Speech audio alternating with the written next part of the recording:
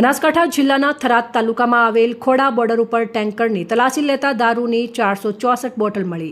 થરાદ પોલીસે પેટ્રોલિંગ દરમિયાન ભારતમાલા હાઈવે ખોડા બોર્ડર ઉપર એક ટેન્કરની તલાશી લેતા તેમાંથી વિદેશી દારૂની 464 બોટલ, ટેન્કર, મોબાઈલ ફોન કિંમત ₹53.7 લાખના મુદ્દામાલ સાથે એક શખ્સની અટકાયત કરી કાયદેસરની કાર્યવાહી હાથ ધરી છે। ટેન્કર, મોબાઈલ સહિત ₹53.7 લાખના મુદ્દામાલ સાથે એક શખ્સની અટકાયત કરી। પોલીસ સ્ટેશન વિસ્તારમાં ટીમે પેટ્રોલિંગમાં હતા ત્યારે ભાતમાલા હાઈવે રોડ અને ખોડા બોર્ડર ઉપર તપાસ દરમિયાન રાજસ્થાન તરફથી આવેલા ટેન્કરને રોકાવી તલાશી લેતા તેમાંથી ભારતીય બનાવટનો વિદેશી દારૂ તથા બિયરની મોટી માત્રામાં હેરાફેરી બહાર આવી છે। અહેવાલ વિષ્ણુ ચૌહાણ, ઢીમા।